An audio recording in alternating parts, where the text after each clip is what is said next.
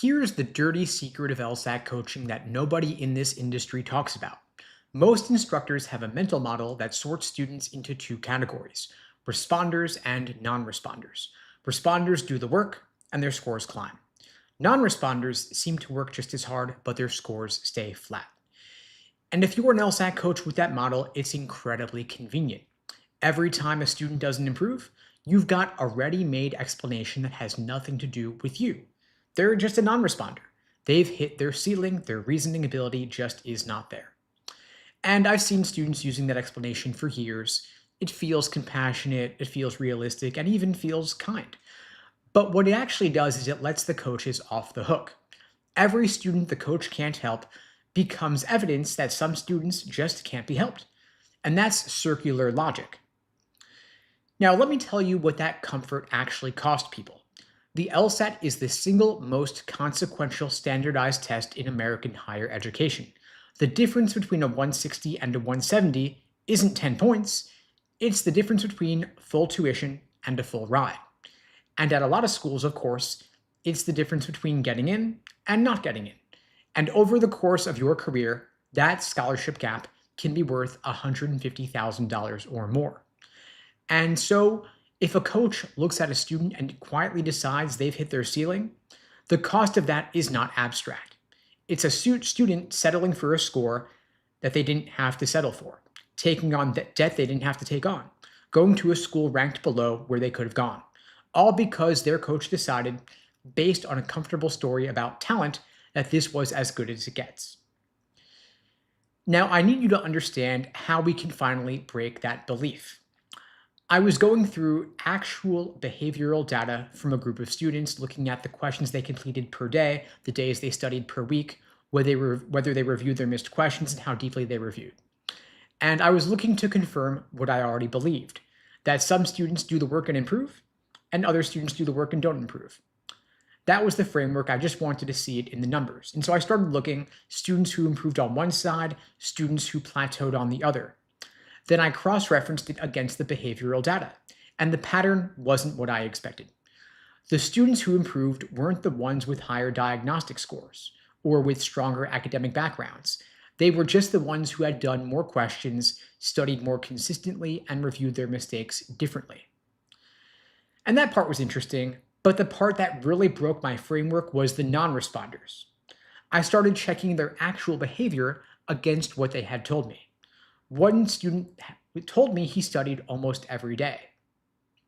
Fact check, he studied 14 out of 30 days. One student told me she was doing tons of practice questions. Turns out she had completed about 400 questions over the course of 3 months, roughly 3 questions per day. One student told me he always reviews his wrong answers.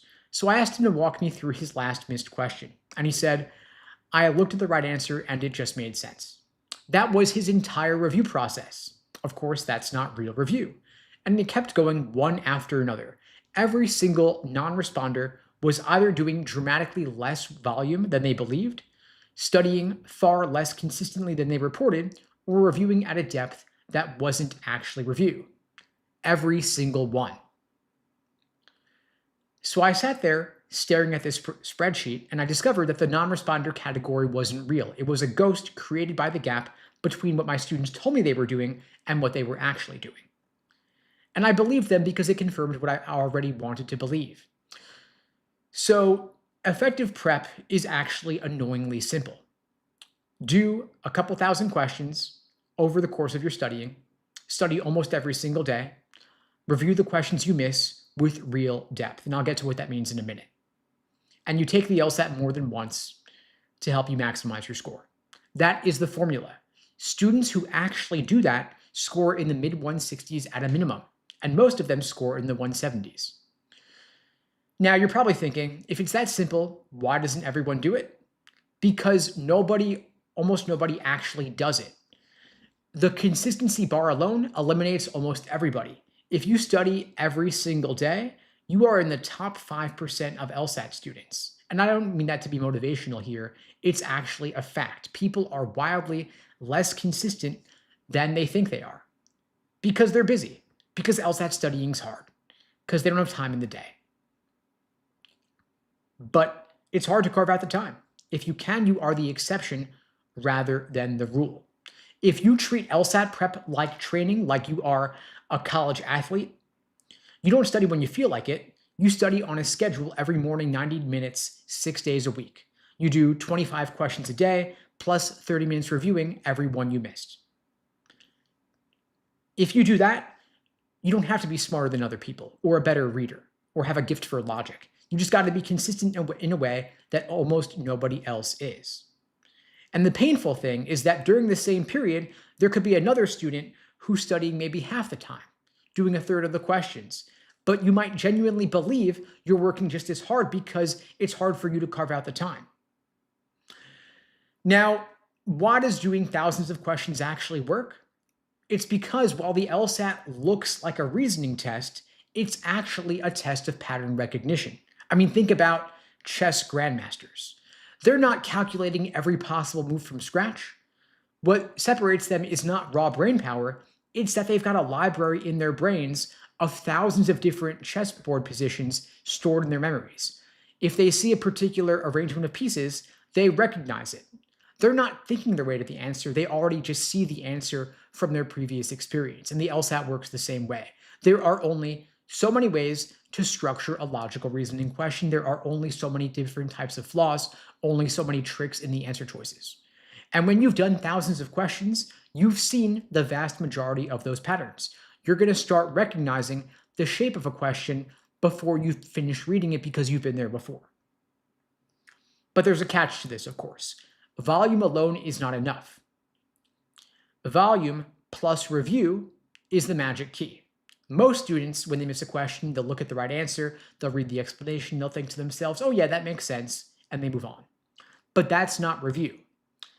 That's just checking the answer key, and you've learned nothing if you do that. You will miss the same type of question next time around.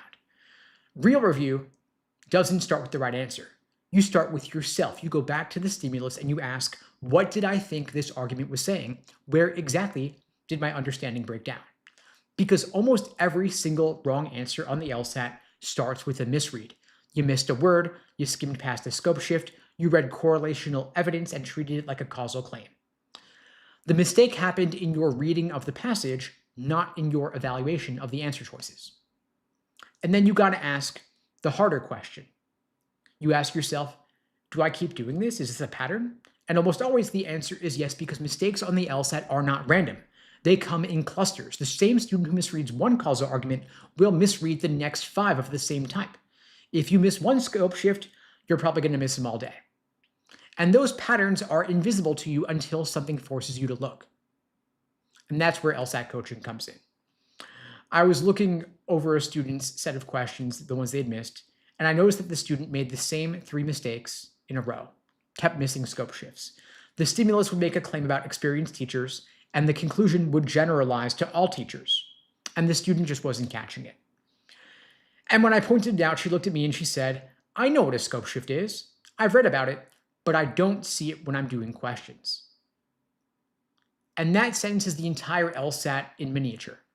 If you know what a scope shift is theoretically, but you can't see it in real time under pressure, it's understandable because they're completely different skills. One is knowledge, the second is pattern recognition, and you only build pattern recognition through the cycle of attempting, failing, getting feedback, and looking for it again with a different example.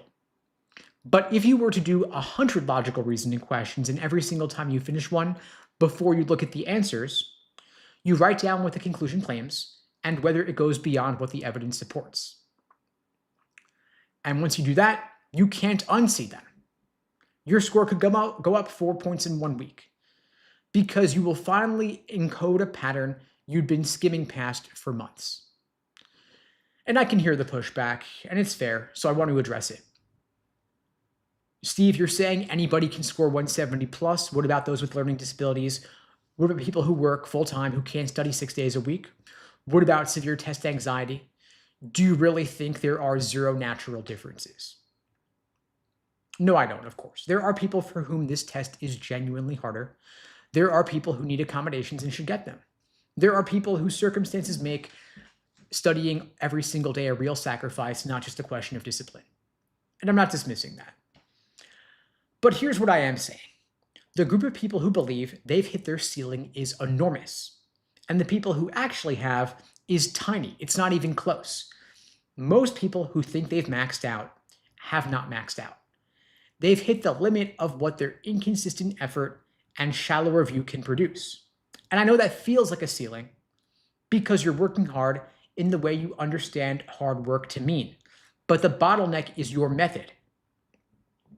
And that distinction matters because thinking you've hit your ceiling means you stop. However, if you've just hit the limit of your current approach, then just change your approach. Don't treat review as a chore you do after the real work. Review is the real work. Every single question you miss is an opportunity to learn something new. You're not asking here what is the right answer. You're asking where exactly did my reading of this stimulus break down? And have I made this mistake before? You want to build a running list of your own recurring errors. Scope shifts, causal reasoning gaps, confusing sufficient for necessary conditions. Maybe you're going to have 6 or 10 different categories like this. And you'll find that almost all of your mistakes fall into one of those buckets. If you go from doing a couple hundred questions to a couple thousand questions and start studying nearly every single day, you're going to see yourself improving in a specific, measurable way because consistency gets a lot easier when you see that your work is actually working. And that's where you get 10, 15, 20 point increases. You got to change the variables to change the equation.